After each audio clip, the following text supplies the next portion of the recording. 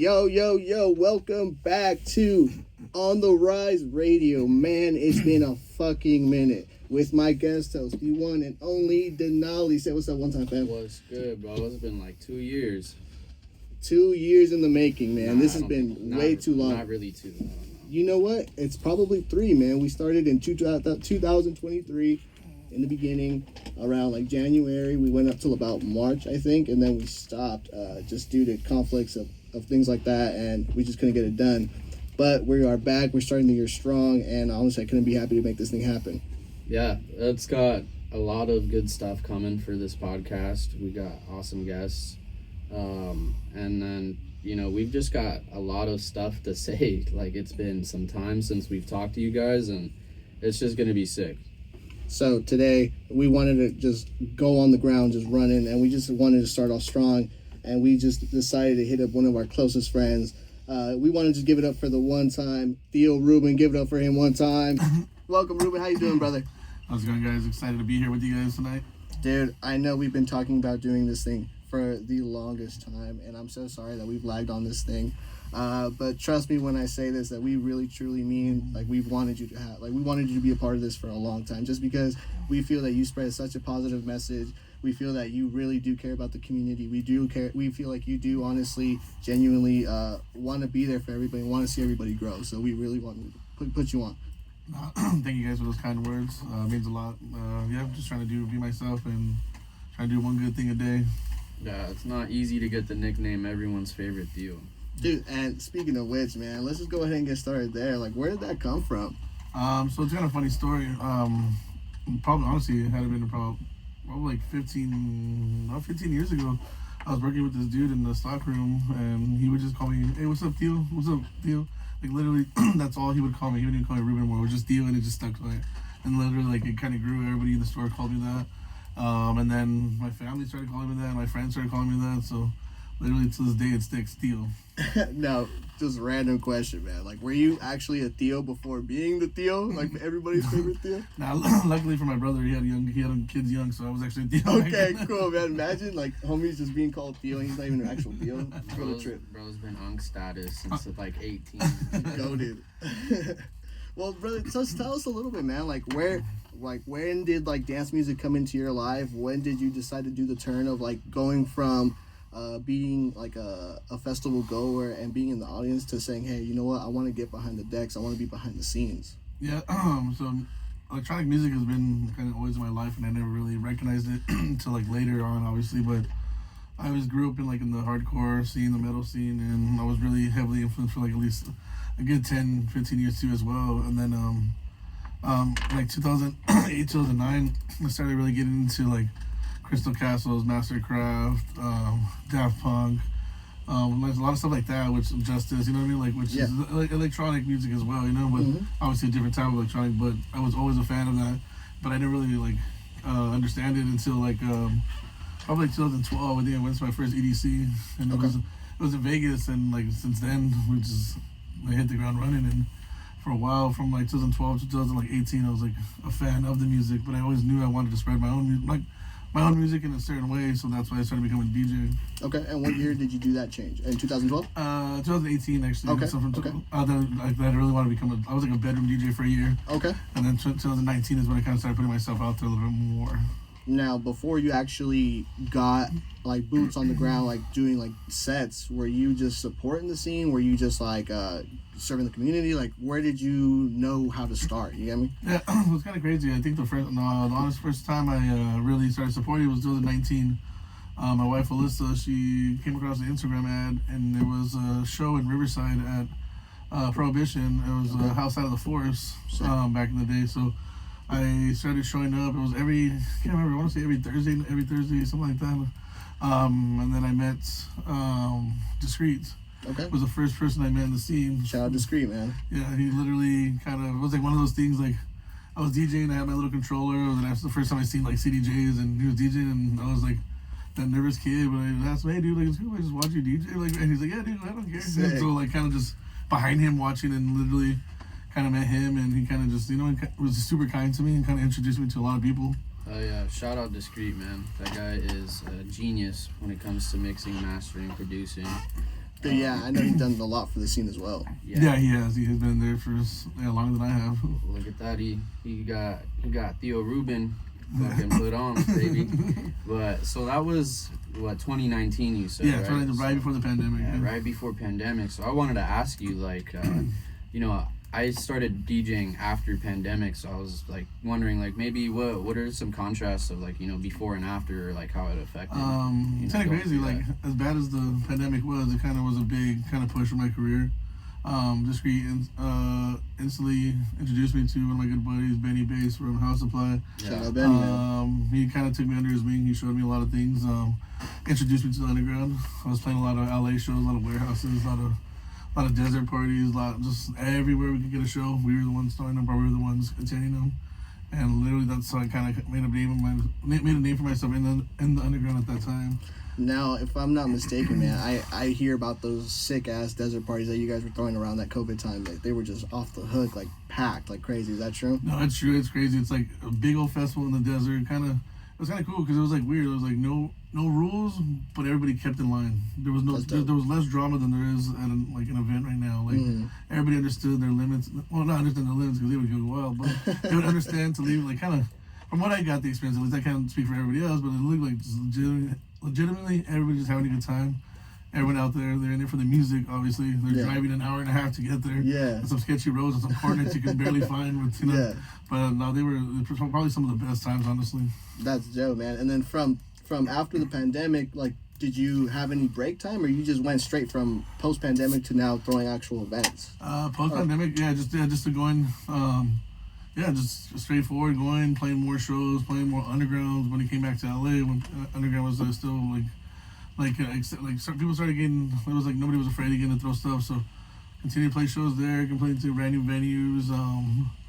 Just everywhere, just kept going. Wherever they needed me, I was DJing, you know, and I rarely say no, and that's where I am, you know. Yeah, I mean, in my career, I've probably turned down or like had to cancel maybe once. So yeah, that's sick. I mean, like, taking every show like has gotten people fucking so many doors open. You know, it's just because you're reliable. You know, you can show up and fucking bring a crowd. Yeah, that's what it is. Just be reliable, master your craft, practice. You know, like. It's more than just like going out there and playing shows. Like, now really put time and effort into everything you do, you know. Yeah. So when did production come into play? I want to say more 2002, 2003, a little bit. Like, I dabbled with it. One of my good buddies, too, was Stanley Kubrick's. He really wanted to introduce me into the production, so he really wanted to help me. And like, it is a lot. It's a lot of hard work. Like, I still don't understand it. I'm still trying to figure out when to jump back in, but. We would just be hanging out a lot. We would throw ideas off the wall, start collabing, hey, this. Like, he understood me in a way, like, it was like, hey, Tito, like, I know, like, you got a lot going in the sense of, like, who you are and what you want. Sure. He's like, I don't have that yet in the sense of, like, what I'm still trying to figure out, but let's help make music, let's help do this, let's help get you on the ground type running. So shout out to him. No, yeah, shout out to Stanley, man. He's such a great guy. He's so cool to talk to when I see him, because you don't see him for a while, but he's cooking, man. He's in the studio. He's really trying to craft. He's trying to perfect his craft, and really get the sense of, like, he's trying to understand what he's doing and give a beautiful project out to the world, you know. Yes, so. That's probably one of the most underrated, like, producers here in Southern California, for sure. Yeah, Stanley's fucking goated, bro. So when did the idea of Remember Me come around? Like, we're just one day we went to my house, spent a couple of days there, and kind of hung out morning, just like kind of like not. It wasn't a very like, hey, let's get in the studio, let's stress about this, let's try to figure something out. Sure. We'd go get some coffee, get some food, walk downtown, and then we'll have some ideas. We'd come lay it down, step away from a second, chill with my daughter Zoe, like just have a good time. So it's kind of like it's weird. It all came together within a day. Like we finished it within a day, just because it wasn't just like hey, let's sit down for 4 hours and hear the same clap, hear the same. Like, let's work on something. Boom, come away from it, come back. And then literally within a day, it was pretty much done, and he finishes the last couple touches, and it was ready to go. That's crazy, man. It's crazy when you hear stories like that about, like, just getting with your buddy just randomly, not even planning it, and then just putting some masterpiece together. We hear countless stories about that all the time, you know, like producers we look up to, buddies that, you know, we just wanted to hang out, and all of a sudden we crafted something amazing, you know, unexpectedly. I always like to say you can't force what's natural, you know. Yeah, not true. You just gotta let it happen organically, and you know you gotta get something out of it that's just absolutely masterpiece of a fucking project. Yeah, and it came out really well, and it did really well. We charted. Yeah, I charted really well. It was on Blanc. Yeah, man. What was up with that? Like, how'd you guys did they hit you guys up, or how does that work? You just pretty much submitted, and obviously still had to be picked, identified. Still had to get your track, and it was right away, picked up right away. Got some traction, had some bigger DJs. Random fact too. One of the first DJs I really liked was Fed Legrand. Okay. And he actually played that track in one of his sets, which was pretty cool. So that was kind of like a full circle moment. Dude. So I was like, dang, so listen to this dude all day right before a festival, and now he's playing the track in like one of his mixes. That's super sick. That's gotta be a milestone. Yeah, it was like kind of trippy when I found that out. And how'd you find that out? Like, somebody sent the video? Or I think the label sends you like stuff we played. Oh, sick! So hey, this was played in here. This was played there. Okay, cool. See, like those little like key pieces of information, I'm still finding out. Like even with Hypnotic, dude. Like every time when we get sent videos like that, with like for example, shout out Crucified. Like when Paco Osuna played his track. That was I believe sent to him instead of like you said the label finding it for you. Yeah. So we're just finding different ways you can exactly. find it. So it makes it seem like someone happened to catch that like moment, like oh shit, no way, that's fucking Crucified's track, bro. Slide that to him. But to hear that labels actually send you videos of like people playing your tracks, that's pretty dope. That is dope because that also like I feel like helps the artist and kind of like motivates the artist a little bit, saying okay, look, they're giving me a little bit of recognition and kind of putting more coals in the fire, right? Trying to like motivate you to do more. I feel. Yeah, no, it is for sure. Bro, that would toot my horn. Yeah, no, I was just like, I'd be smitten. I'd be like, no fucking way, let's go. Yeah, let's cook another one. You know? Let's get it. Let's get back in this too. We tried to. We have a couple tracks that are unfinished, but I just been so busy with life, and life comes at you, and just what I'm doing, and like But pretty soon I will be back in the production. I promise you. And like I said, you guys think Tio Ruben's good right now. Wait to get some music out. Hell yeah, man, that's good to hear. Because I know we've talked about it a few times, off the pod, and just kind of, I bring it up here now. Okay, man, what are you doing with like production and stuff? But you used to give me like, oh, I'm gonna work on it soon. But just recently, you gave me an answer like, oh, I'm actually starting to cook again with Stanley. So that's really cool to like hear that we're picking it back up. Yeah, it will be. And then I have a lot of good mentors, a lot of people that want to help me, that they want to teach me how to do everything, and it's just basically the ball's in my court. And so this year is really one of my goals for sure. Yeah. It's a great segue, man, because what I was gonna ask next is you're so beloved in the scene, dude. Like every time we're hanging out, whether that's like at an event or we're walking to a festival or just kind of hanging around, there's always someone saying what's up to you, what's up, deal, what's going on, like because you're just so known, man, and it's so beautiful to see. And every time I do see it and encounter it, I just smile and like admire that, because it shows someone that's genuine, someone that wants to see you grow. Like what motivated you, or what like sculpted you to be that type of person? Like where is that just naturally you, or honestly it's just naturally me. Even like before the music scene, I have so many groups of friends that I talk to this day, and I'm like I don't mean like I'm not trying to toot my own horn, but like I really do like generally care about people. I can read people really well, their intentions and what they want, and if that's who I surround myself with, then like I just genuinely want to be a good person to people. Like I came from like nothing, and like it was like where I'm at now. It's like I still talk to my wife this day and be like, dude, that shit's crazy. Like a couple years ago back, this is where I wanted, and look at where I'm at now. Like crazy. Nothing's off limits for me, like in a sense, So I genuinely want to help people. People help me get to where I'm at, so I want to help them get to. There's no closed doors here. There's no secrets. If you want to know it, I'll give it to you. I don't care about the track I have. Go ahead, here it is. There's nothing like off limits. Like I want to see everybody win. There's enough for all of us in this scene. There's too many DJs, but I don't think there's enough in the sense. So yes, sir. No gatekeeping from fucking Tio Ruben. You hear that? Not at all. So if you want it, you got it. I teach people how to DJ. I have a buddy that asked me, hey, can you teach me how to DJ? Yeah, dude, come over. Came over to my house, teach me how to DJ. Now he's doing his own shows. Dope.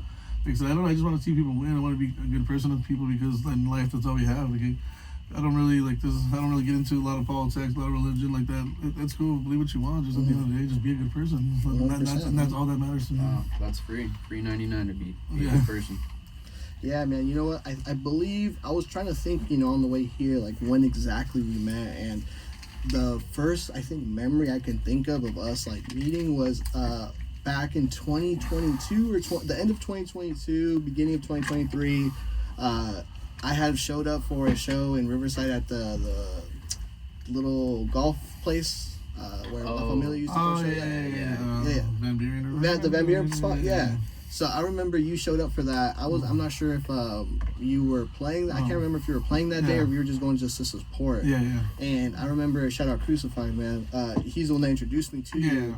And I remember, like, as we were walking up to you, him telling me, like, dude, this is like one of the most genuine cats you'll meet. Like, if you need something and if he fucks with you, like, he'll help you. Like, this guy's the guy. Like, you don't want to like be on the bad side with him because he's just genuinely a good cat. And like, it's true, man. Like, I met you and I immediately like fucked with you. I was like, yo, man, this could literally be my Tio, man. Like, this guy's like looking out for me. Dude, you invited me to your house like the first day that we hung out, man. And it's beautiful, and I take that so deep because, you know, I feel like when you get invited to someone's house, that's like you broke a barrier of like we're not just acquaintances. Like we can actually hang out and like, you know, hang and just kick it, you know.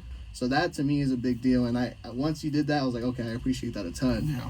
So it just made me realize, okay, this guy's a cool guy. Like I want nothing but the best for him, and I want to make sure like if I can help grow or if he can help me grow, like let's do this thing together, you know. Yeah, shout out to you guys. Both you guys, remember too, you guys booked me for San Diego. That first. Oh yeah, that's my first time playing in San Diego. You know what I mean? That's right. So like that's kind of cool. You know? So ever since then, I realized, and like that's why I fucked with you guys because you guys were willing to put me out there or invite me here or do this or any event you had like.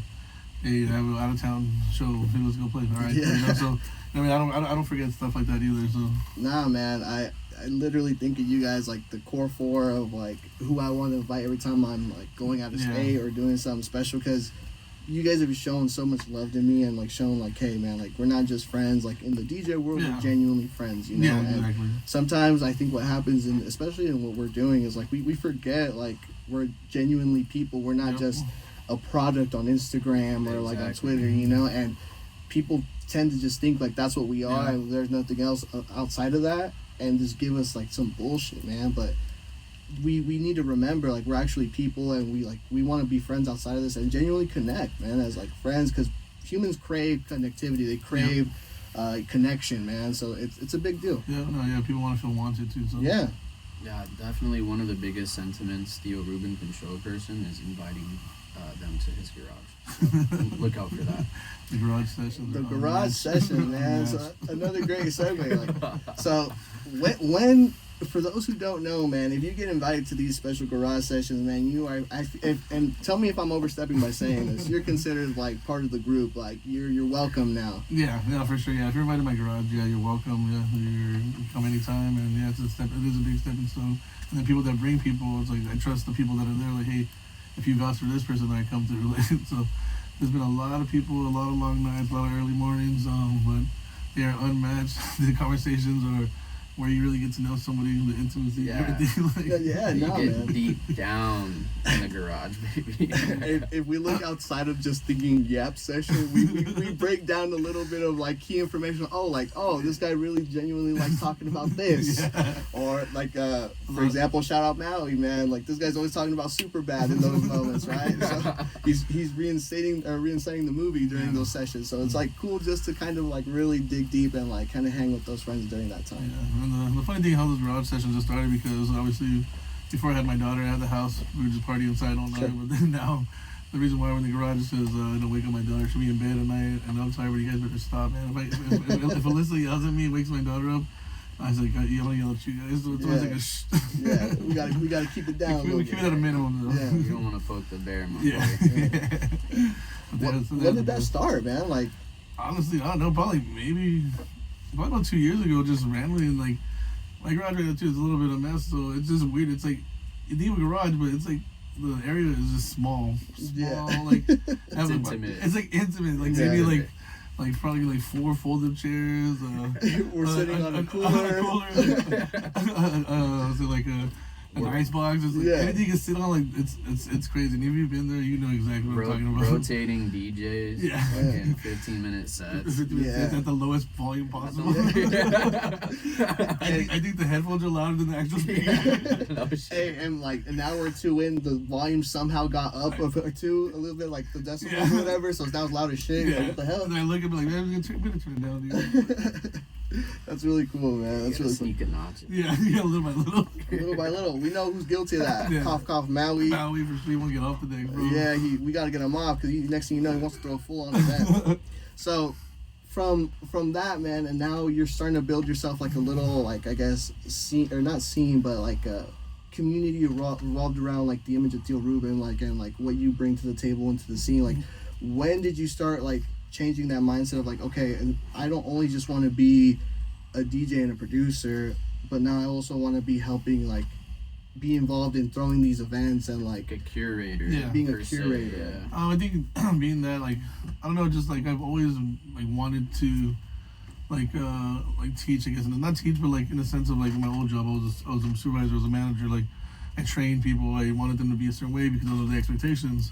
And like I was, even before baseball, I was a coach, like, so I was coaching kids, and I can always identify talent no matter what. I'm weird. It's like weird. Like, I have a thing where I can identify talent. That's your talent. Yeah, I guess I identify talent. Yeah, there you go. And like, and so, and I go to a lot of shows. Like, I'm always out, and sometimes lineups don't make sense to me. And I'm just like, okay, like they're good, but like even if it's a good good lineup, good DJs, the way they put them is certain way. It has to be a certain way too. Like, it has to make sense. Absolutely. And so I like that stuff means a lot to me. And that's what I'm trying to do right now is create a lineup that from start to finish, someone's gonna be dancing, someone's gonna be. It's just gonna make sense. It's gonna flow. There's a flow, exactly. The flow It's of not like, energy, like And the it same has way we do in, playing a set. Yeah. You gotta craft the sets the same way. And like people don't understand that still, and they think like oh, I'm gonna book this and book that. It's like no, it has to make sense still. Like this, it has to tell a story. It has to. You can't go from a DJ that's like starts out at 1:30, then drops it down to 1:27. Oh, it's like man, you're like what the hell? You gotta, the way you set this order, it should be from you know exactly who you're booking.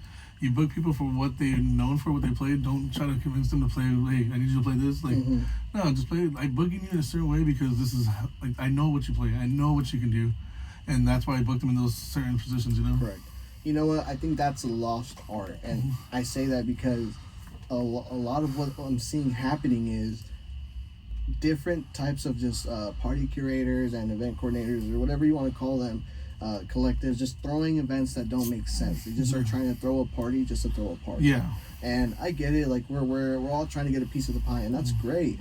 However, like you were saying, there needs to be a flow of energy. There needs to be an understanding of who is bringing what to the table. So like we don't want an artist like playing like you said at 128, 127 at like peak time, like 11:30, 12 midnight, right? And I get it, like that's a good pace, but for a curated event for that type of like beat or like that type of energy. So it's a big deal that people need to understand, like, hey, this is what like we need to do, this is how we execute the mission. Okay, we need to start low and end off high. So it's a big deal. People need to pay a little more attention to that. And I get it. We're putting the homies on. We want to like. We wanted to get a good head spot, a good spot, you know. And I get that, but it you need to also understand. It needs to make sense. It does. And people, they don't really. It's like it's a true art form, and it's a true like. At 12 o'clock, people are already drunk. People are gonna dance to anything, but like you know what I mean. They want those BPMs, like like at 129, 30, 130. You know, like they want a party. You know, they want to keep the energy. Yeah, they want to move, people man. In a sense, people are peaking. You know, so like people are they're like they don't want to get tired. They want to keep that party going. They don't just want to two-step. They're trying to do the whole Dougie, man. You know what I'm saying? Like they're trying to get down. So it's a lot. It's more than just thinking about like that. Thinking about the crowd. Thinking about this. And you know that's one thing I admire about you, man.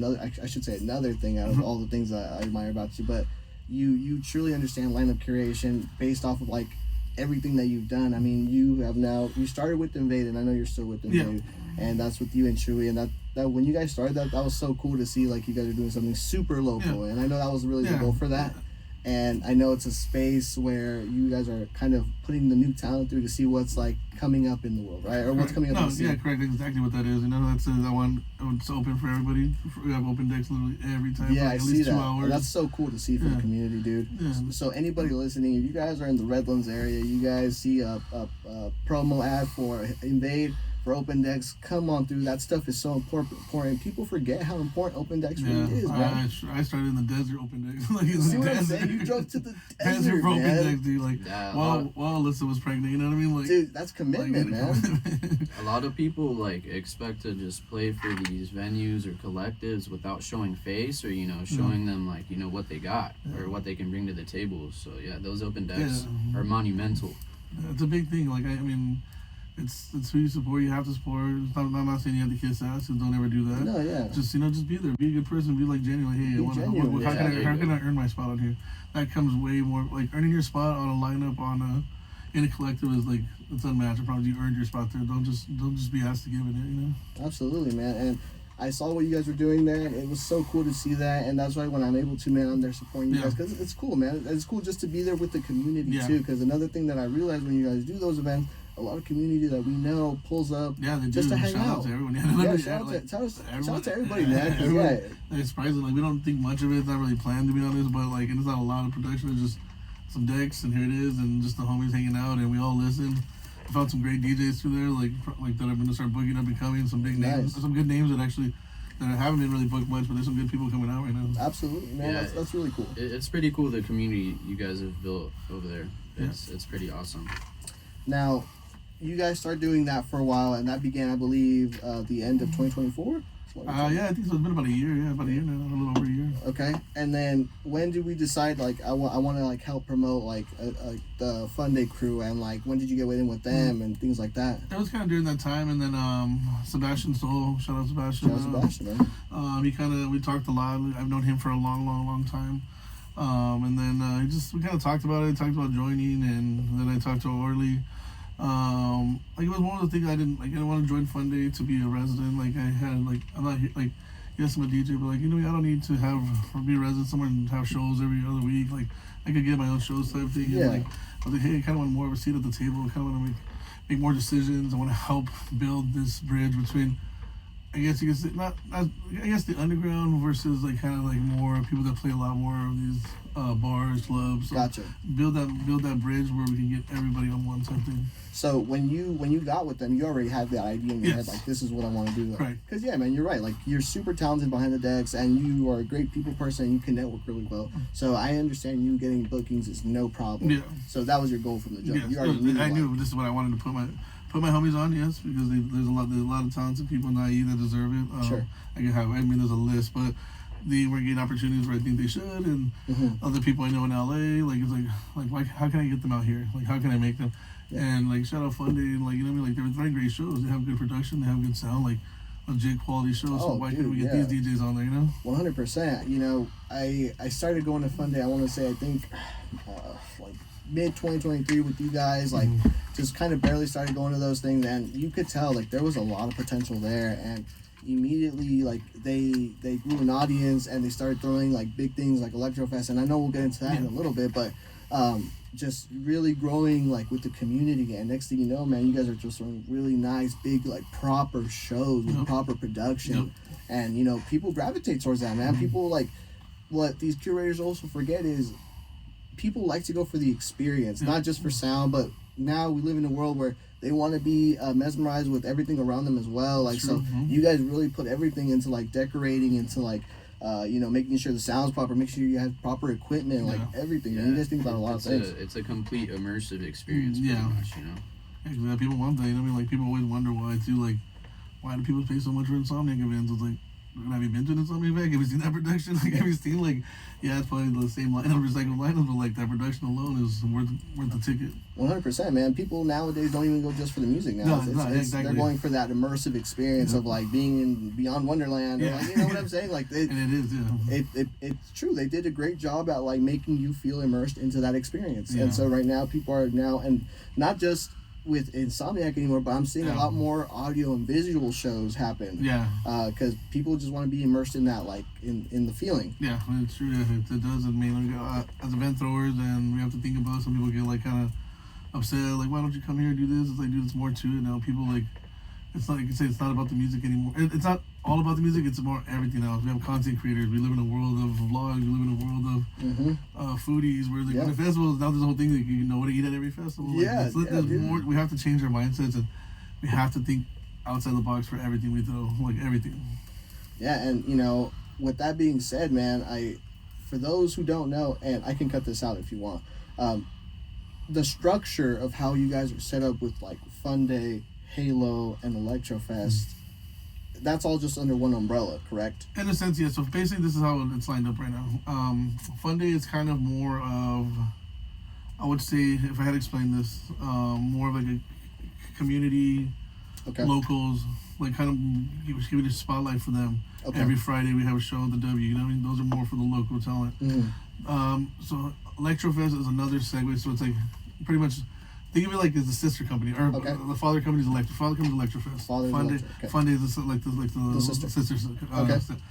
And Electrofest is a cap, and then Halo follows under Electrofest. Okay. We have a new event called Strobe that follows under Electrofest. But that one actually we have next month we'll talk about. Okay. So it's kind of more of a bigger production and more of a headliners there. Okay. Like Fun Day is more of like more of a, like, you know, like a local community, a spot for community. I would say. Gotcha. And you know what? With that being said, people also need to understand, like, we need that. We need something that's like not repetitive but just consistent. Like, which is on Fridays at the W in Riverside. So shout out, guys. Shout out to everybody at Fun Day that's throwing these events, man.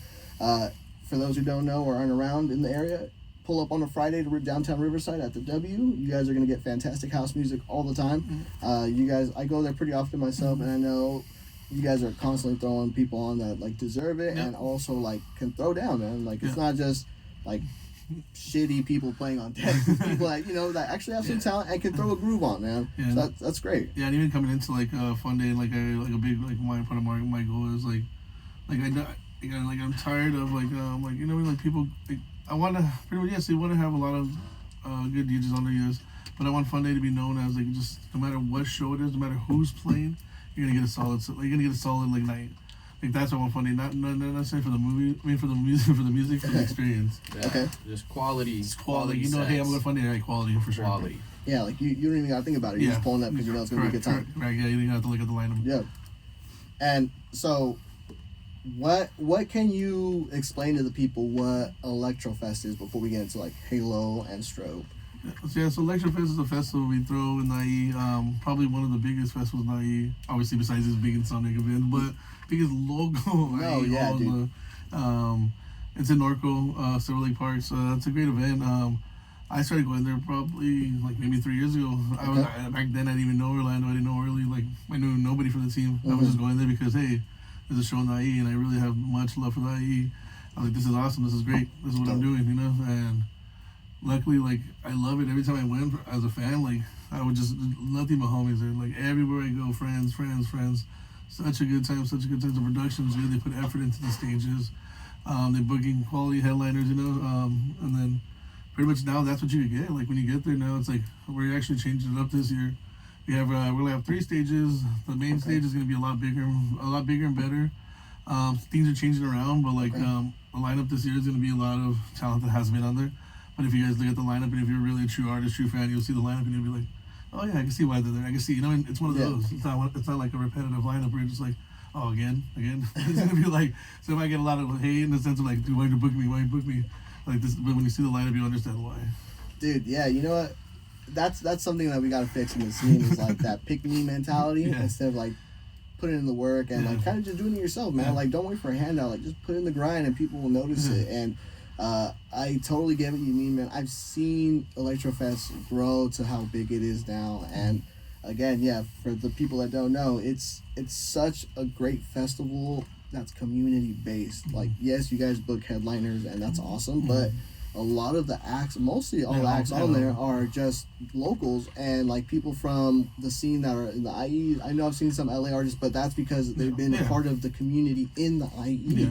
So it's just really cool to see something like that that's not like the big names, you know, and you guys are still giving a festival experience. Correct, yes. So that's really fucking cool. Yeah, and then we obviously have a lot of people that come from Sonic that play shows like Adam Auburn, and he's always giving a shout out to Orlando. That's the guy. And he gives a shout out to Orlando, always sounding like, hey dude, you're doing something good, keep going type thing, you know. So dude, especially if the guy that throws one of like our favorite festivals, and I know I can say that for everybody here, all of us here, like it's probably one of our favorite 100%. Festivals that we go to every year, and that's because of how he curated the lineup, how he has it set up right by the pier, like everything about it, man. We just love, and just to get a compliment from someone that has like been starting from the bottom and has set it up for himself, to get that compliment or give that compliment to Orly, man, and shout out Orly, man. Shout out Orly.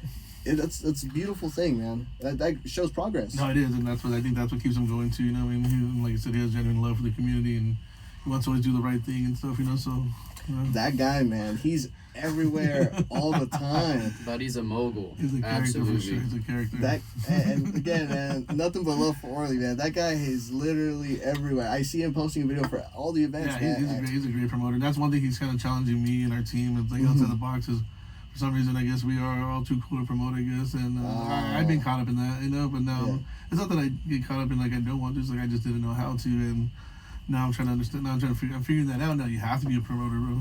And what do you think that is, man? Like, why do you think we get into like that mindset of like just being too cool? Yeah, just being too like, cool. That's really what it is. And at the end of the day, it's like, dude, this is like build your brand. This is your brand. Why wouldn't you promote it? Why wouldn't you be your biggest fan? I understand it though, cause like for me, I kind of want to like do it in a way that doesn't feel like corny or like disingenuous or like I'm trying to shove shit down people's fucking throat. Like I just want to be fucking honest and like be like, look, I made something that I really care about, or I got this set coming up that I really care about, and I want people to be there or enjoy it the same way that I would. I think it just comes from being genuine. Yeah, and that's a good promo. That's still promo. That's yours. And like for me, for my brand, it's like, dude, I post some silly stuff. Like, dude, I'm really into hot dogs. Really into the glizzy lore. Really into some honey packs and blue rhymes. That's how I market myself as that rocker kid too, like that deal. But everybody knows me for that. And like that's a promo I have to learn how to like turn into the events I'm curating too. Like how to make this like fun, like how like relatable to people. I guess memes. Yeah, I guess memes. Tio Ruben memes. Tio Ruben's coming soon. And speaking of which, man, it's always so funny when I do see that on your story, like a random glizzy thing. It's known. It's a known thing. Matter of fact, people tag you when they see glizzies. I promise you, at least get 3 message DMs a day about hot dogs from everybody. Everybody. And just because you love hot dogs. I just love hot dogs, dude. It's just funny. It's just a little thing with the gimmick. And like, hey, you can call it a gimmick, but that's what it is, and it's just funny to me. Like, it makes me laugh when I see like random like hot dog things. Literally, like someone could see a hot dog and think, "Oh, Tio Ruben." Yeah, boom. Crazy. That's easy promo, easy marketing. Exactly, and that's like that's like sick. Cool. It is what it is, Like even with the whole like Tio Ruben, fucking everyone's favorite Theo. Like it's a gimmick, but like it's true. It's like a dog whistle. Yeah, it's like everyone I go to, random people I meet, Theo, my favorite Theo. Like, and I've met him for the first time. Like it's always that. And which is cool, dude. I love it, dude. Like, wait till someone fucking brings you a pack of fucking Nathan's. Please. With the fucking Marlboro Red stuffed into each fucking one end of the tip. Please. Oh, man. That's so funny, man. And so, now going back to Electrofest, so with that being said, now you guys are also throwing in a new thing, which is Halo. Yeah, Halo. So Halo is going to be, it's a new venue in Pomona that's only been introduced to electronic music for us so far. That's dope. Yeah, so that's a big deal. Yeah, it is a big deal, and it's a nice venue. This venue speaks for itself. I wish more people would see it. Like, you know what I mean? Like, and literally, this venue is quality just the same as like an LA venue. You know what I mean? I promise you, the production's there. Yeah, the production is so top notch, dude. Everything about it is it's there. You're literally at a club, like a proper club. Yep. And you're right. People need to experience it more. And I think what you guys are, and you guys are doing it well. I think you guys are doing a great job in slowly starting to pack it out. Yeah. Even from the time that I went last time, and I think that was for when Discreet played. With Castle.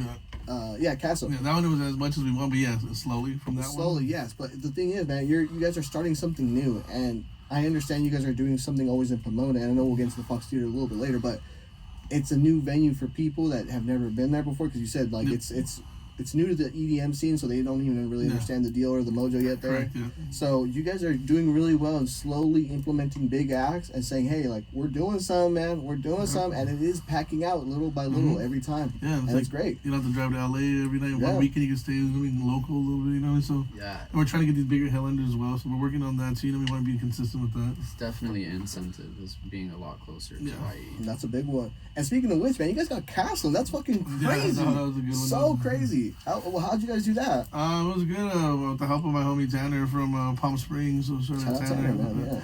He had this idea, gave it to me, and then we were able to make it happen. And the Castle was like the nicest dude ever. Like the nicest dude.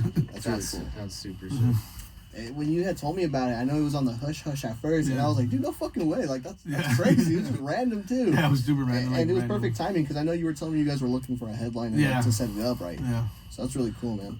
And when did the idea of, you said Tension, or I'm sorry, your new one that you're doing? Strobe. Strobe. Yeah. When did that come about? Or like, is that gonna be at the same venue? Or? No, so this one's recent. Within the last month or two, we got the opportunity to host a show in Fox, which we do a lot of stuff at Fox on the rooftop. Mm-hmm. But we actually got the main venue now, the actual in the pit, I guess it was called, like whatever the main stage is. Okay. So yeah, we got the opportunity to throw a show there. So we're gonna do it. We named it Strobe. It's gonna be kind of a little bit like a cathedral in the sense of like maybe some headliners, maybe more of the local bigger talent. Okay. I know this first one we're throwing it's gonna be a 360 stage, so it's gonna be right in the middle. So I'm pretty excited for that one. I'll be on that lineup, so I'm pretty excited to be there. Can you tell us the date or no? Yeah. So the date for that one. So actually, we got Halo coming up, February 21st. It's gonna be Adam Auburn, Orly, Kaneki. Orly's birthday is coming up, so then we're gonna throw that there for him. Cool. And then we have which is February 21st, and then the next week right after February 28th is gonna be our Strobe. Okay, sick, man. And I haven't honestly personally been in the building, but through my peers, the sound is just as amazing. Like it's crazy, the crazy setup in there as well too. So I'm excited for that. I'm excited to see it, man. Yeah. I know you guys are gonna throw a proper show like always, and I'm excited just to see how you guys bring the idea to life. Yeah. You know. And when is the next Electrofest? So the Electrofest we have coming up is March 15th. Mm-hmm. The lineup should be dropping soon. We just locked everything in, minor details, and like I said, it should be like the lineup's a little later than usual, but I promise you, like it's gonna be a different lineup, so then a new experience, you know, like, and I hope this should be our biggest one, yeah. So that's exciting, man. And you know, with that said, like people get to go to these events and like have a great time, and I'm there having a great time with everybody as well. But I like to people watch when I go to these things, and you can tell everyone's genuinely having a great time, connecting with everybody. But what people don't realize, or I feel like people kind of forget, it's like we had to do a lot of work to make this happen for you guys. It's a lot of work. Yeah. What can you kind of go through what it kind of takes to even just throw like a rooftop event down to even like a festival, dude? Because I can only imagine it's fucking nuts. Yeah, rooftop events, obviously, it's like the crazy thing too. Always getting the lineup together was always difficult. You want to give a great experience. Sure. Rooftop, you're trying to get all the equipment up there. That's the hardest part. I can imagine. Loading up elevators just full of like speakers and you know what I mean, all that stuff. So like that's pretty crazy. Something like Electrofest is a little crazy. I'm still kind of new into the like what they have to take. I mean, what they do.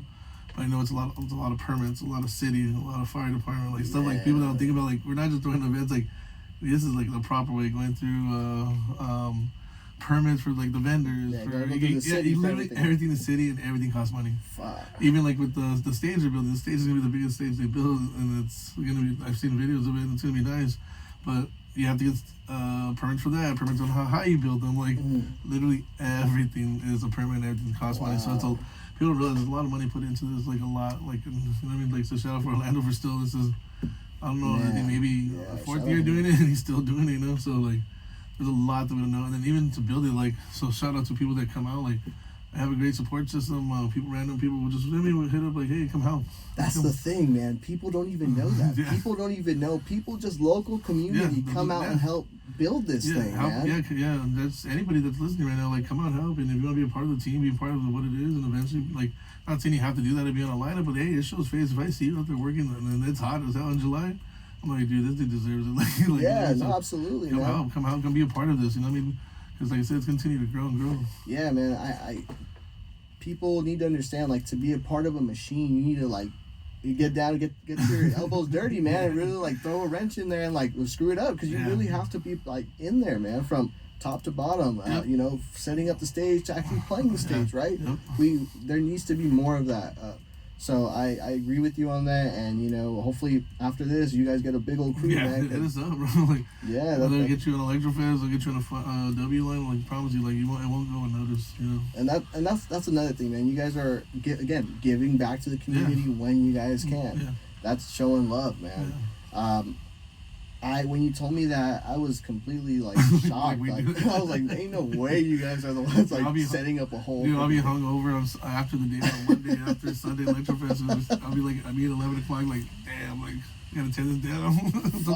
It's not even building, it's tearing it down, too. So what is that like? What's the build process like? So how long is it? Like, usually they do 2 days. So holy fuck, that's quick. 2 days, because shout out to like Bloodhound. Bloodhound handles him and Orly handle a lot of like the whole direction of what to do, and sure. Like literally they go Saturday, set up, all right, this plan, we set up this day. On the Sunday morning, or no, on Sunday morning they'll go ahead and set up the rest, like finish the rest of it, the last details of it, you know. Wow. Yeah, so it's like a 2 day process. Because that's all you have, you know. You're like, hey, we're done. That's all you have, Saturday to Sunday, you know, and then Monday to tear it down. Damn. Yeah. So you guys are let me get this right. So you guys have 2 days before the event. Yeah. Oh, actually, like a day and a half, because I think Sunday they go in the morning. So I'm trying to think. Yeah, Sunday morning we go in there too. So like a day and a half. Damn. So a day and a half to set up. Yeah. The actual event, and then 1 day to break down. And then 1 day to break down. Wow. That's nuts. But like shout out, we have a lot of people that come help, so it makes it easier for sure. Even after feeling the next day hungover. Yeah. Damn, that's commitment. That's love, bro. That is love, because if you're feeling shitty the next day after partying and you still show up in the bright sun and still tearing some shit down. Yeah, even me and the team are like, dude, do we have to? Like, man, we gotta get out there. Let's do the late checkout. Damn. It's fucking rough. It's rough, it's hot. But hey, man, shout out to you guys. That's again, that's a lot of love and a lot of, you know, respect shown. Like, hey, we want this thing to happen too from the community. Like, they're willing to be there, you know. So shout out to you guys. We talked about like the breakdown and how that goes. What is like something, I guess, people don't see, like aside from the production stuff that you have to face as an artist, that it's kind of like the backside that people don't see, like behind the curtain, like from, you know, doing the promo stuff to like actually, you know, shaking hands, kissing baby, you know, like. Yeah, no, it's a lot, man. It's not easy. It's not when people bump heads, like normal, natural. That's what I always say this too. Like, it's okay to bump heads. It's okay to disagree. It's okay to challenge each other. Family do it all the time, and at the end of the day, we're still family. So why wouldn't we? You know, so nobody be afraid. But you get little hiccups here and there. You know what I mean? Disagreeing. So a little natural, normal stuff. So it's not all just like, you know what I mean, butterflies and sunshines. You know, there's a lot more of like. Go to it. Yeah, you're right. I mean, part of a team or part of like that team dynamic is there's going to be some disagreements. There's going to be some times where we're not on the same page, but the point of a team is to talk things out and work it out how we both kind of see fit, right? Or how the team sees fit. And that's great. That's good, because if you're not challenging people, like I want someone to challenge me and not like, because I'm not gonna get mad, because I know my opinion is different than someone, and it's okay. For sure. And maybe I have blinders on that I don't see things, and they see things in a different perspective, and that we need that. Yes, people, you hear that? It's okay to have differing opinions. It's really okay. And not kill each other. It is okay to, like I said, just be a good person. And as far as like for you now to prep for a show, when you were like getting like together, and what goes through your mind as far as like how you want to curate a night, like as a DJ or as a curator? We can do both. What? I guess any night kind of the same, but dude, my day is hectic, and my wife couldn't speak for this, and it is. Shout out hectic. Thea, man. Shout out Thea. It's a lot, because like I say, I am married and I have a kid, and like being a parent, it's like I gotta figure out who's gonna watch my daughter today. Who's gonna be what grandparents gonna do? Then I gotta go drop them off. I gotta pick her up from school, go drop her off after that, and then I gotta get ready. And then sometimes Alyssa's going to school, so I have to wait for her to get out of school, and like it's a lot, dude. It's like people probably rest all day and like, all right, cool, I'm gonna get up around like 6, 7, or not just get up, or like, all right, I'm gonna start getting like this set at 6, 7 p.m. Do my days like at like 8 a.m. Like that's when, and I'm tired. Wild. I don't even have time. Sometimes I don't even like download my music. Like I'm like, fuck, well, can't do that today. So I guess we're gonna just play some stuff. I mean, I have so much music that like I'll just change it up, but. It's like, it's just crazy, like, it's just a lot. Depends what's going on there. Yeah, a lot. No, yeah, man, and that too, like, people forget that you have a life outside of just this, because people see you so often. Yeah, exactly, and like, people always say, how do you do it, dude? I was like, dude, like, I have to, bro, like, I chose this life, you know, like, 100%. If I'm gonna give it my all, like, I have to be, I'm not gonna be, like, making an excuse why I can't be here. No, I make it happen. He might be Tio Ruben, but he's also daddy. Yeah, and that's one thing, too, is I have to remember, like, I'm a dad, so if I'm partying all night and come home late in the morning, I better be up early. I better take my daughter somewhere. I better go show her some love now. Yeah, so. Yeah, that's one thing I have seen you do, man. You are a very good family, man. You no matter what, we're out in your garage till 4 in the morning. 3 hours later, I'm seeing you at Disneyland. Yeah, I have to. At the zoo somewhere, you know, taking your family out. That's I have to. That's. I have to find it's called a balance. You know, yes, you lose a lot of sleep in, but it's balance. And then I'm not complaining because I chose this life. You know. No, that's beautiful, man. That's people need to understand that balance. People need to understand, like, hey, we need to juggle a little bit of both, you know, and that's okay too. And, yeah, that's right. Just learning how to navigate. Yeah, it, right. anything, Yeah, right? Yeah, balance, baby. What for you is like a top night, like going out and about, like where like this is gonna be a banger weekend? Like how do you like what can you describe for me as like a banger weekend for you? To be honest, anywhere or wherever you go, as long as it's with my friends, and like you know, listen to my friends, like going out. Obviously my daughter, but like if it's going out night, like if my friends are there, if everybody's involved, everyone's part of the plots, like that's the best time. We could be doing anything, everything, but those are like good times to me. Like I think the day trip this year, a lot of us will end up going, and that was like, and it was my birthday weekend, and that was a beautiful time, man. Yeah, and everything was just, everybody was there, and it was just like perfect. Like nothing else mattered. Like it was just having these jokes or inside jokes with your friends, and just fucking bagging on someone. You know what I mean? Like just making fun of our friends. Like that's the best thing ever. Like those are good times for me, no matter what it is. Cool. And now, as far as like going back to like you being a talent buyer now, like how has sitting in the talent buyer chair permanently changed the way you move as a DJ or producer?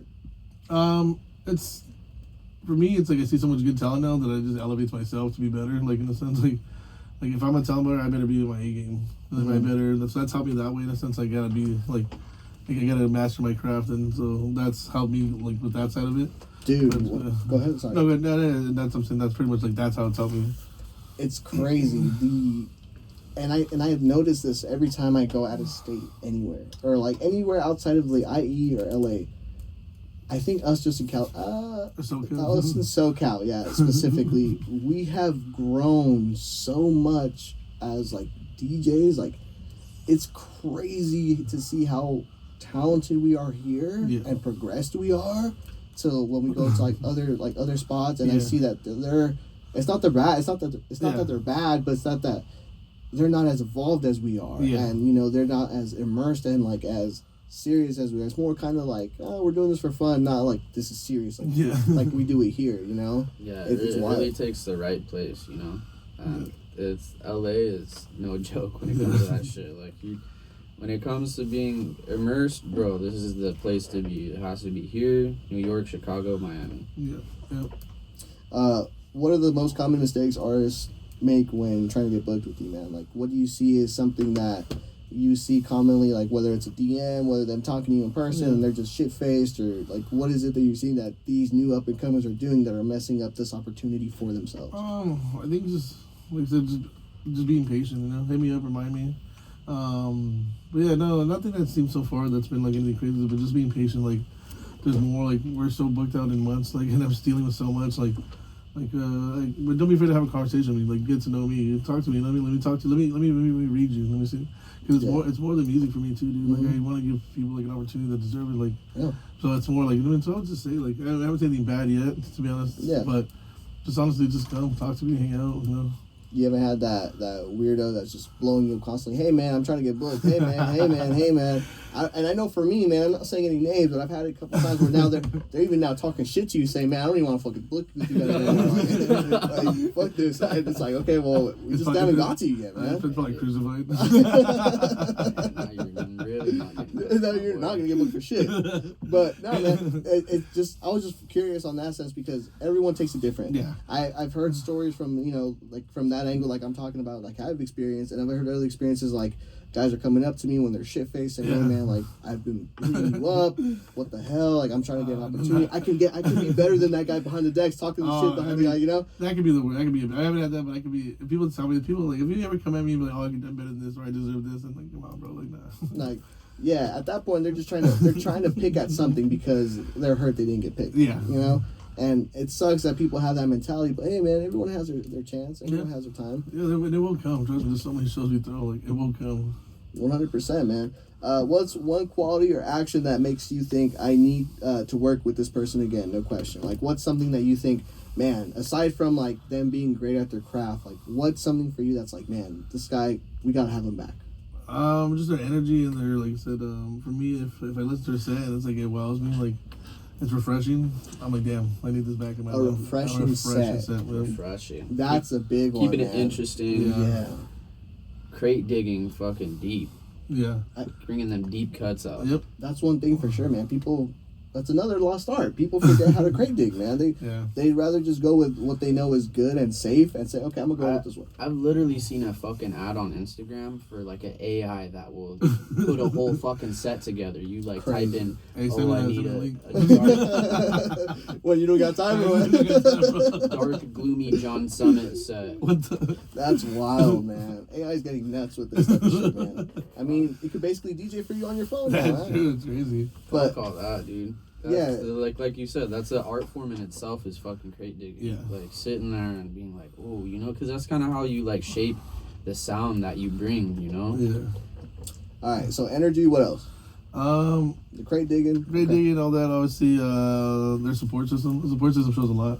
They said, yeah, obviously we want people there, we want people to show, but like if somebody's supporting an artist and I see it, like, damn, this was doing something right, or they fuck with this person enough, that they're gonna come out. Like, Correct. it's just wild to me. Like I mean, because luckily I've had that.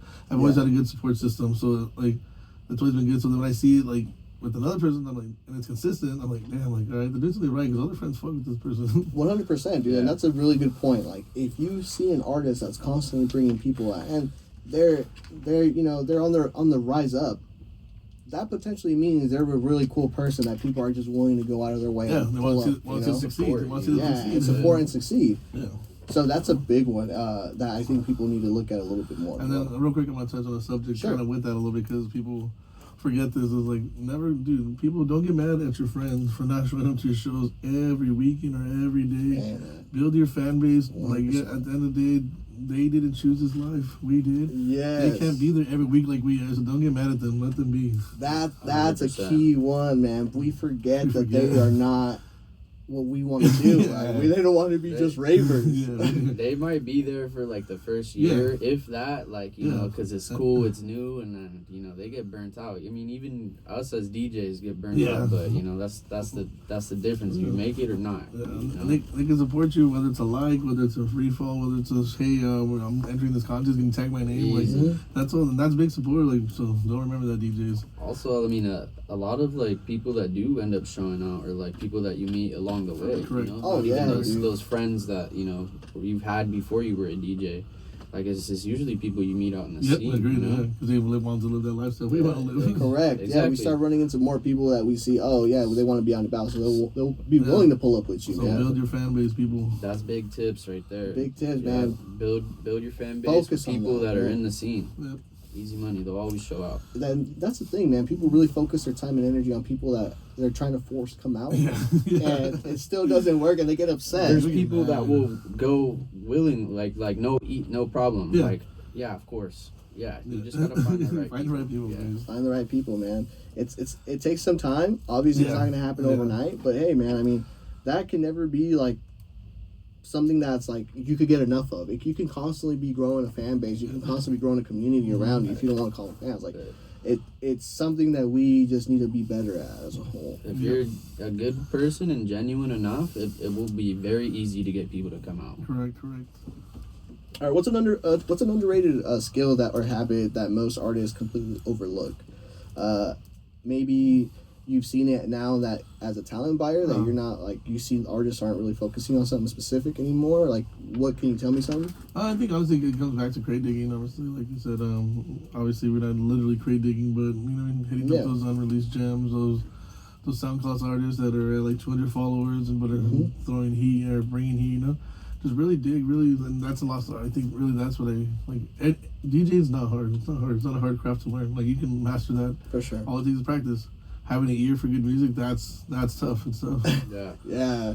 I remember, you just remember to adapt to your surroundings, adapt to your shows. Like just because you have a set playlist or that you want to play in it, hey, maybe it's not working out, switch it up, man. Drop some couple of random tracks, see what the crowd reacts to, and just literally go with that flow. Like and that's how you have to you were so afraid to adapt or I want to play what I want to play. It's like no, dude, play what they want to play. Never be these music you need to bring here to play for women too. You know, the girls are on the floor, then here comes the guys. Oh, 100%, man. I was doing that on the way here. I was literally crate digging while like Denali was like editing, and you know you're taking a little asleep.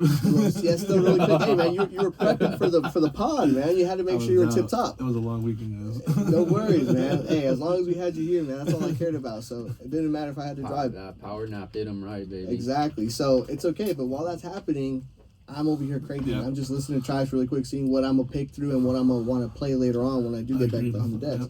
It's just whenever you have time to make for yourself, dig deep, man. I understand we really like you know the top 100 stuff sometimes, and that's great. Good, yeah, I drop it in there once in a while, but then after that, I drop like fucking 3 unreleased tracks. Correct, or something. Correct. Like you gotta learn. Like you said, you gotta learn how to adapt within that moment. Another thing that people forget also is like to look up and read that crowd. Like, did they really like that track or not? Because then that's when you gotta make that move of okay, I gotta move to something else. I gotta move a little more landy, a little more deep, whatever it may be, man. You know, that's super key. And I do till this day. I honestly feel like that's one thing I 100% do every time I drop a track. I look up immediately, see if they're grooving, and see if they get the ooh or not. You know, like because based off of their reaction, you're gonna get a reaction. Right, like you're not gonna feel down a little bit because they didn't like the track. You're gonna feel really hyped because like it worked. Like what you were trying to do worked. You know, and that's big. I just did that this last week when we were in Sacramento. Man, I was kind of just experimenting a little bit, just kind of throwing whatever because. It's a silent disco, okay, so it's kind of like random, right? But I'm like, hey, I'm gonna have fun with it. I'm gonna just throw random stuff. And what I learned there was they really dug the Latin stuff. Okay. I mean, I know we're a little past that here in SoCal, but over there, man, they were just eating it up. They were digging it heavy, and it's cool. It's groovy and it's deep. So it was something new to them, and they were like, they were digging it. And at first, I was playing a little more deeper. They just weren't really in the groove of that. They didn't understand it. But once like they got that little like Latin spice feel, they were like, okay, like I can dig this. Yeah. Little bongo to get them a little shaking. Yeah, a little perk just to get them like moving a little bit, right? Per 30 to the Now, when it comes to professionalism in the scene, brother, like again, as a talent buyer point of view, and I understand you're still getting your feet wet, but I bet now, just in the few months that you've been doing this, you can kind of see things a little bit differently. On a scale of 1 to 10, what does professionalism matter compared to like pure talent and when deciding who to book? I think it matters a lot, to be honest. Like you said, I'm big on respect and stuff, and like you said, respect is earned. So the more professional, the way you act, the way you communicate, the way you promote yourself, the way you treat, other people, like it goes a long way. So like it's big on me. Like, yes, you can be the best producer, best DJ, but if your attitude is not like, or professionalism is not up there, it's like, I don't want to work with you. And at the end of the day, people won't want to work with you, so it kind of just falls into place. Okay. Do you feel like you've been having a little bit of like, I don't want to say difficulty finding like the gems within the scene, like the new artists, or you've been able to like? No, honestly, yeah. Luckily, I thought I was, and I started running out of people. But honestly, like just with Invade too, like I'm finding new talent. There's a couple new DJs that I'm just we had a contest winner. This dude, his name's Just Ken. So that dude really throws down, and he's like I don't think he's been booked much yet. I'm not 100% sure, but like I just recently found him, and dude's dope. His sets were pretty good, well curated, so I want to, I'm still finding there's like another 3 or 4 artists too that I'm gonna keep under wraps right now. So that's cool, man. But I'm still finding some dude, like, and it's what it is because I take my job like serious and stuff. Like I'm out there every day. Like I promise you, I know it sucks, and I was thinking about this. Like, damn, I was out Wednesday, Thursday, Friday, Saturday. Like not necessarily for my shows, but I was like just watching shows and watching people. And shout out Project Redlands because they have shows Thursday through Sunday. So there's lineups every day to go look at. I mean, a lot of the same, but there is sometimes some random ones that you'll find. So yeah, hey man, you gotta be there to find the gem, right? Like I said, diamond in the rough. Baby. Yeah, and they're out there. Now, as far as like, cause perfect segue, man. Like you just said you were out Wednesday to Sunday. That's fucking nuts. Yeah, that's why like today I was like, damn. That is crazy, and dude, props to you, brother. You are literally you're doing the damn thing. You are literally out there and putting in the work to make this thing happen for you. Not just for you, but for your group and for everything that you got going on for you. So that's awesome. What is like something that you do when you're not like out and about, you're behind closed doors? Like, how do you recharge? How is like Tio Ruben like kicking back and like saying, okay, let me recharge for today? Like, what goes on? Honestly, just hanging out with Alyssa and Zoe and cuddling with my daughter and watching SpongeBob episodes with her. Like, she's so into SpongeBob right now. It's so awesome. Nice. watch a lot of movies, you know, just kind of like take my mind. I'm really into movies and big movies because they really do a lot for me in the sense of like you're in this movie for this couple hours. You're immersed. You're not in their life. Mm-hmm. So a lot of movies, but just hanging out, family, recharge, getting my serotonin's back up. You know what I mean? Because it's draining and stuff. But like my daughter, like I said, and my wife, they're there for me like every day and just literally unwinding, spending time with them. Or going to the movies. Like my daughter loves the movies. She loves popcorn, so we're just constantly always at the movies. Just a day like that, and that's the truth. You know, just like not doing nothing, I guess, because. Even like Alyssa, she's on the go every week. So the time we get to just not do nothing planned, that's pretty much how like we recharge. Nice. Yeah, just kick back, toss a couple glizzies on the grill, a couple glizzers. Yeah, man, and we need that, right? Yeah. I mean, we can't be running at 100 miles an hour all the time. Like, you need to slow down. And if you ever need to slow down too, don't be afraid to slow down. This scene's gonna be here whether you're in it or not. So you can always come back to it. That part, that shit is not going anywhere. It's not going anywhere. You are those who make sure you recharge, and if you need to take a step back, don't be afraid.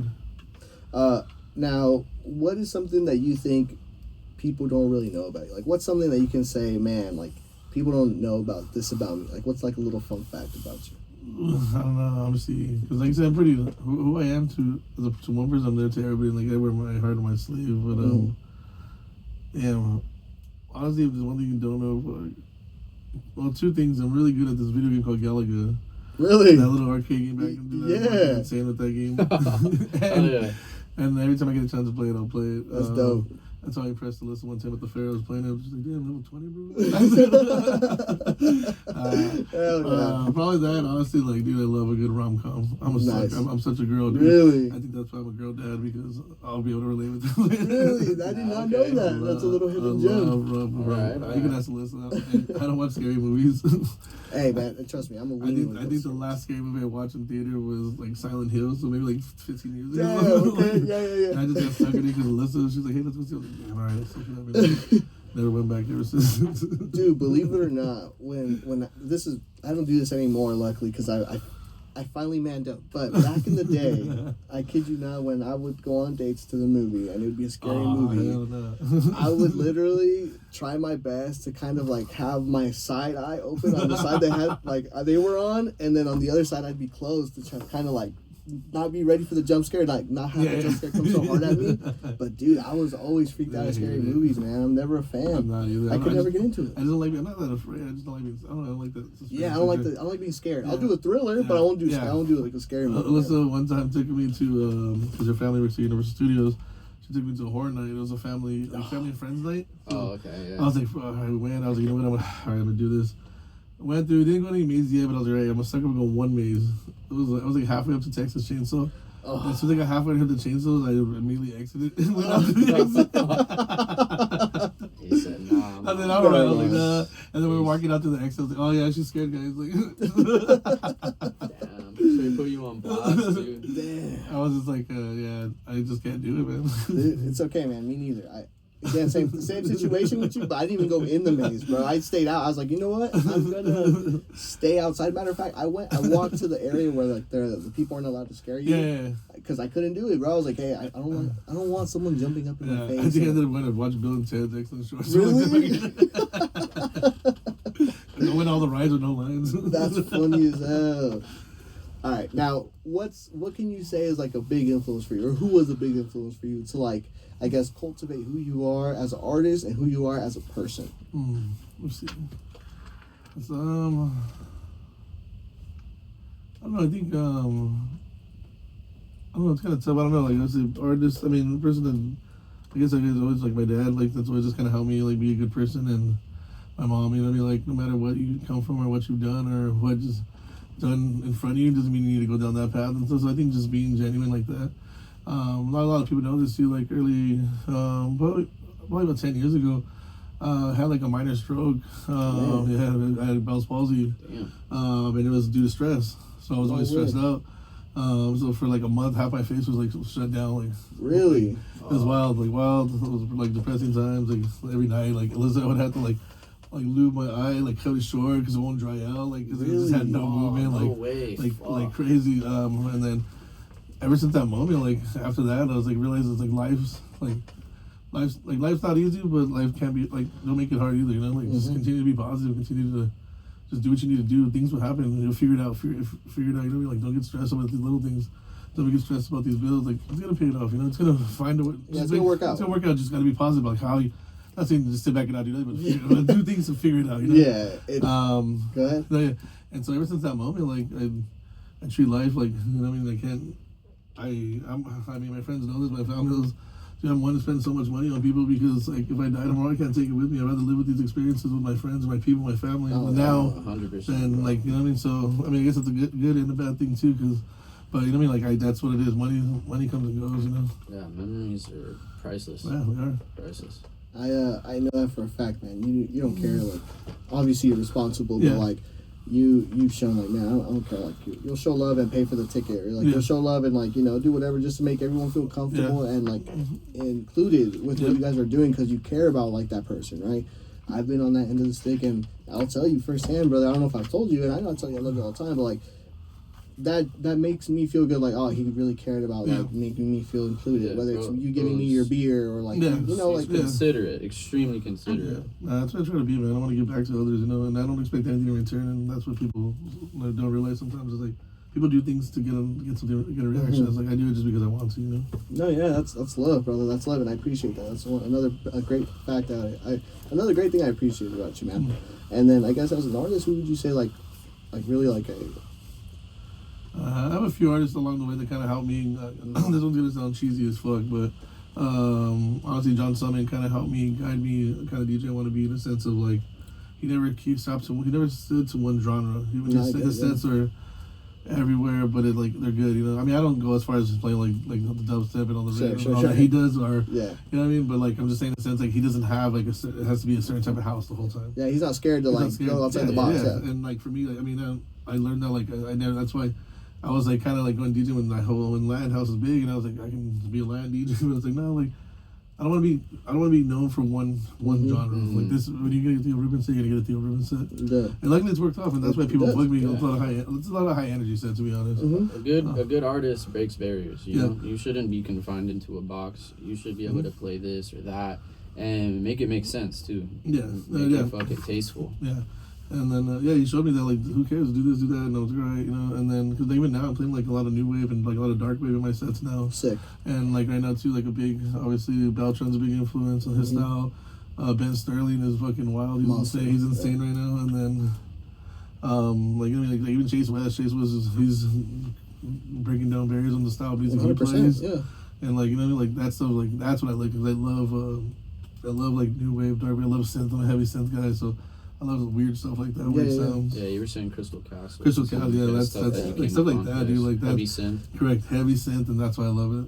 That's dope, man. And you could tell that, like, you found, like, what you like, because, like, I remember, like, Tio Ruben said back in, like, 2023 or 2024 compared to, like, now, it's so different. But you found what fits you, and you found, like, the sound that you can cultivate and move a little bit, right? Like, you found something that you can be like, okay, I'm the general idea is this, but I'm gonna make it funky by doing this or that. Correct. And that's awesome, man. Like, again, as an artist, you need to understand how to do that if need be, or if that's just how you want to do your set, man. I get it. Like, that Latin chokehold had us for a minute, man, over here in SoCal. Yeah. Like, that was crazy. I honestly thought we were never gonna get out of that because of how, like, Clooney came and fucked everyone's shit up. Dude, and shout out to him, man. Like, he did it different, and, you know, he blew up for that, but fuck, man. it got crazy over here. And, you know, we still got our Latin DJs, and that's cool. We need some, right? But that's great. We need some. We don't need all of them. We need all of them, and we need you to experiment a little bit. We need you to, like, taste some disco house, try some deep house, try some tech house. You know, just get outside the box, man. Because it gets tiring, man. That same conga line is gonna get tired. The same conga loop is gonna get tired after a couple fucking songs. Like, we all know we're using the same packs. Like, it doesn't make you different. And if anything, what we're seeing a lot of now with that, or what we were seeing a lot of when that was happening, was a lot of people were just ripping off, like, the structure of what a Latin song was doing and just kind of putting in their song and just changing the bass line. Yeah. And there was no real creativity there. It felt like Latin house got a little stale, just because there was no movement, there was no creativity in there anymore. Yeah, there's a bunch of copycats. Yeah, and, you know, now with what you're doing and now with just new sounds coming up, like, you can tell people got tired of it and want to expand and get out of that box, man. So that's really cool that you said, fuck this, I'm not gonna stay in that box and get out of there. A lot of us did the same thing. Yeah. That's like one of the most important things you can do as an artist is finally finding that like kind of general area of the sound that you're gonna want to play or operate in, because then you can like, I don't know how to explain it, but like just start making moves, make motion in that space, and kind of be like, I guess, like an archetype for that, or I mean, even pioneer your own sound. So, for you, man, like I know we talked a little bit about it. What is next for you as an artist? First of all, like what's next for you? Like I said, I think just for me personally, I think it's just putting out new music, like or trying to get at least a couple tracks or trying to get back out there. Like I'm so guilty of this, and I know a lot of people are like, you have an idea, but you sit on it, and then somebody else comes along and takes that idea, and dude, like that's the worst feeling, because like, dude, I would be perfect at this. I would do it. I knew I could have did this, but hey, that's my fault because I sat down and I didn't do it. So shout out to them. You know what I mean? So I'm guilty of that. And there's so many ideas that are untouched that I know.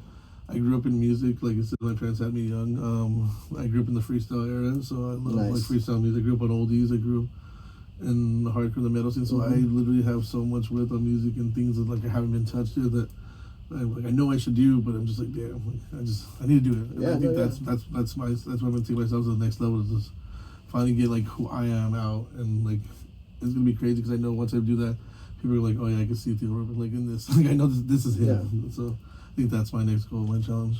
And as far as like with your vision for Fun Day, like what's next for that? Just continue to keep everything fresh. Like I said, with Fun Day and Electrofest and all those lineups, I just want it fresh. I want people to be like, damn, like, all right, cool, like let's go a new experience, like we're all guilty of it, having the same people in the same lineup, and that's okay, but I just want to keep it fresh, and I want people to respect it, Yeah, we get comfortable sometimes, and that's cool, but we gotta understand, we gotta see that as well, we can't just stay like that forever. We gotta understand, like sometimes, like, oh shit, we've been sitting in this comfortable zone for too long. Yeah, let's spice it up a little bit, right? And that's never a bad thing, man. That's something that's needed. Some consistency, a little bit here and there is cool, but we always gotta mix it up here and there. And as far as like Fun Day, like what's next as far as like you guys as a group, and like Electrofest and Halo and stuff? I just continue to put on these shows in IE. To give people, just to continue to have a place for people to go to, so they don't have to go to LA. I'm not saying crap on LA. Like I love LA, and like that's how I grew up as an artist was in LA, but IE just as good, Oh yeah, for sure. The talent's there, man. Yeah, I mean, if like you were saying earlier, if we don't got to drive all the way out to LA, why not? Yeah. And LA's a beautiful city. I mean, we're here today, but if we can just be a little closer, because we know people party a little too hard sometimes. If we can save the cost a little bit for that Uber, because we know we've seen it at the after. Sometimes that Uber can be like $150 from LA all the way back to the IE. So we're trying to save some money and at the same time have a great experience, right? And that's awesome, man. Is there anything like you want to say to the listeners before we end off today, man? It's been a great episode, brother. No, just shout out to everybody that supports me and fucks with me and trusts me, and how they may have a vision for everybody. So just be patient. Shout out to Orlando, Fun Day, Electrofest, shout out Bloodhound. I want to shout out these people that are kind of in my life right now, that are kind of helping me kind of like grow as a person, an artist, and things I'm doing right now. Shout out Sebastian, that helped me get connected with this, and obviously shout out my wife and Zoe. If it wasn't for them, like I wouldn't be where I am. Like Alyssa kind of lets me do what I need to do. So if she told me, hey Theo, you kind of maybe need to slow down and stop, hey, I probably would. But she's every night we talk a lot, and it's just like, just keep going.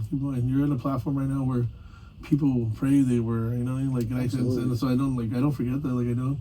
And like I said, we talk a lot, and like I always laugh, like, dude, it was just me and her at a random show in Riverside, and like now, like the platform I am right now, the people that I know, and the people that I recognize, like that's still mind blowing. I still don't take it for granted, and it's still like wild to me. I'm just like, we did it all on our own, like it was just me and her, like kind of like didn't know nobody, and like now it's like I know a lot of people. I'm thankful for these people that I met in my life and helped me connect with certain things, and I don't know, like that just means a lot to me.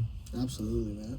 And like I said, brother, it was just a great time just just talking to you for an hour and like not like looking at the phone, just a genuine conversation with you, just to kind of like dig deep with you and like see where your mind's at, man. I know we talk all the time in the garage and things like that, but something's always happening where I can't really hear you. You can't really hear me, or like, or someone's distracting us. Or Frank and Chewy won't stop talking. Yeah.